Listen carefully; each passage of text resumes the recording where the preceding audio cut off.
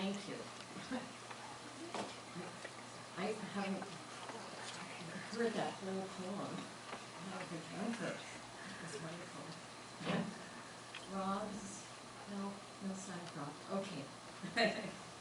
Stephanie Bach will be our next reader. Stephanie's will be reading a ballad of Port Cocher, thought to have been written by Hiram Rich. Stephanie, who is educated at Bedford College of London University, is the librarian and archivist at the Cape Ann Museum. She's lived in Gloucester for more than 40 years. She is one of those responsible for uncovering Fitzhenry Lane's true middle name and is co-author of the paper on that discovery, which made us almost all of us stop referring to Fitzhugh Lane.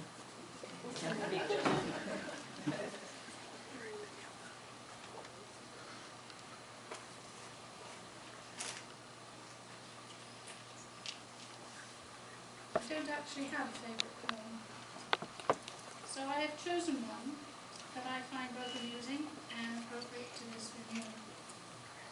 In 1878, William Pugh of the Citibank bought the Sanders house that now forms the oldest part of this library.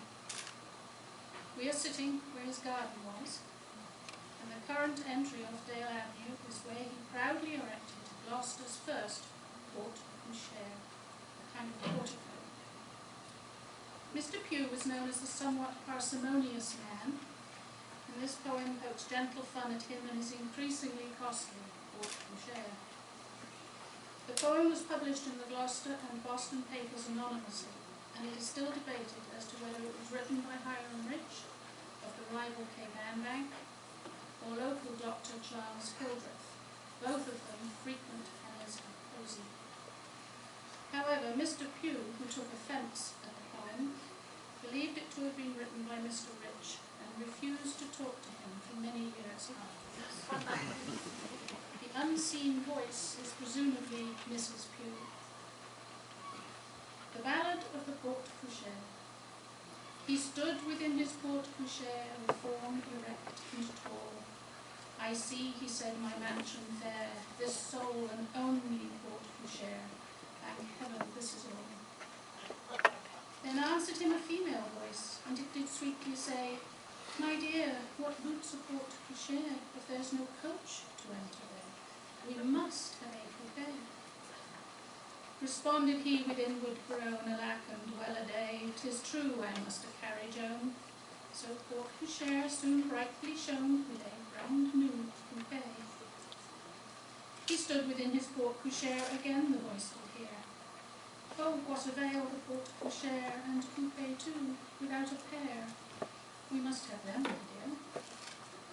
Within the horse marts soon he stood, cursing his port coucher, which drove him to those low resorts where he with jockeys now disports, to buy of steeds a pair.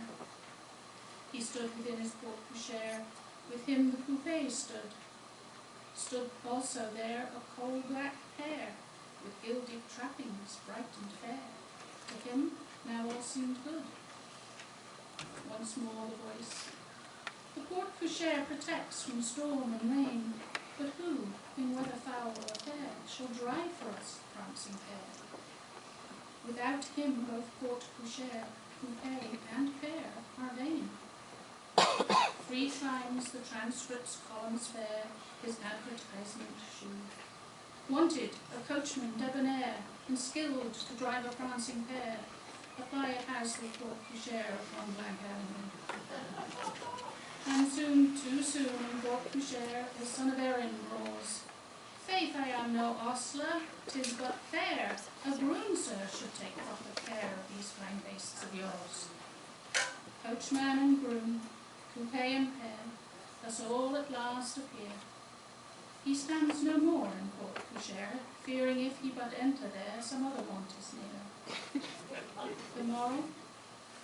Dear youth, beware thy port coucher. Unbuilded yet may be, O shun the care that thou must share if port coucher shall hide up there, and all her needs shall enter here. Beware the coupe's hollow glare. Avoid of men the envious stare who see the coal-black prancing pair and coachmen's hats all torn in hair. Seek then humility, shun pride and vanity. Be this thy humble prayer, save me from a court to share.